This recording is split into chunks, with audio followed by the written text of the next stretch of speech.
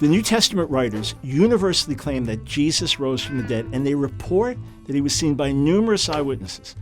Not only so, but history tells us that some of these same eyewitnesses subsequently died for their faith. They were that sure that Jesus rose from the dead. Was it likely they made the story up?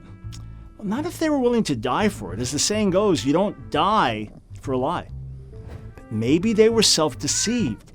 Maybe they really believed they saw Jesus rise from the dead, but they were suffering from cognitive dissonance, causing them to go into intense denial. That's what some theologians and psychologists have suggested. They claim that the followers of Jesus, or as he was known to them, Yeshua, were so sure that he was the Messiah that they couldn't believe he stayed in the grave. Surely, they thought to themselves, he'll conquer death. Surely, he'll rise again. Surely, he'll fulfill his mission. And so, because their beliefs were so strong and the pain of his death so real and unbearable, they hallucinated his resurrection from the dead. They weren't lying, they were deceived. Now, other scholars have pointed out that there are very few accounts of mass hallucination of a resurrection. In fact, there's nothing in recorded history that equals what's recorded in the New Testament. Not only so, but to the embarrassment of these first followers of Jesus, the very men who had become the leaders of this new movement, the New Testament does not paint them in the most flattering terms. It says they resisted all talk of Jesus dying on the cross. They tried to stop the soldiers who took him to be crucified. Peter chopped off one of the men's ears.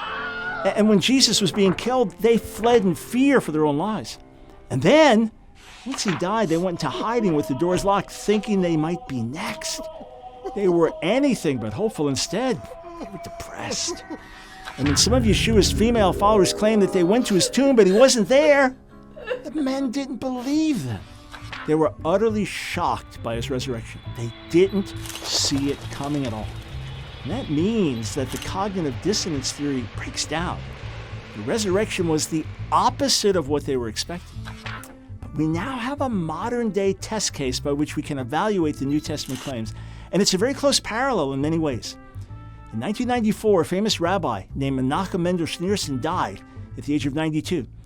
He was so revered by his followers that they began to proclaim that he was the Messiah. And then, towards the end of his life, when he was rendered mute by 2 strokes, they waited anxiously for his miraculous healing and resurrection.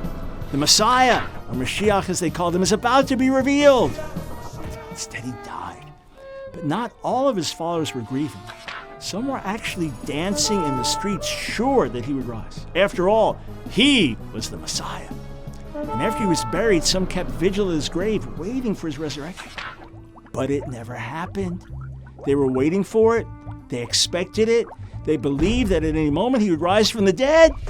But he didn't. And to this day, none of his followers, who number in the multiplied tens of thousands, claim to have seen him in the flesh after he died. None of them had a meal with him. None of them touched him physically. None of them talked with him face to face.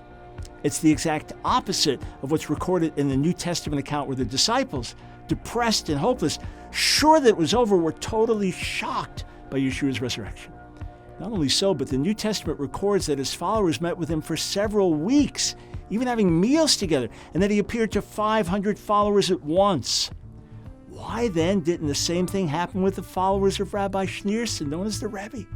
Why didn't they imagine it too? What makes this all the more interesting is that to this day, many of the Rebbe's followers still claim that he's the Messiah. They say his death was a test for our physical eyes, or that he's spiritually present with us, or that if you check his tomb, he isn't there. Yet, to repeat, none of them claim to have met him physically, risen from the dead and alive again. In fact, on their calendars, they do not even record the day of his death. They are still in denial about it. In sharp contrast, those first followers of Jesus strongly emphasized the reality of his death, crucified like the lowest criminal, no less. But then they stated that he also rose from the dead, and they were eyewitnesses. Were they suffering from cognitive dissonance? Did they deceive themselves into imagining this? Centuries of psychological data, coupled with new evidence from the followers of Rabbi Schneerson, provide a simple and clear answer. Absolutely not.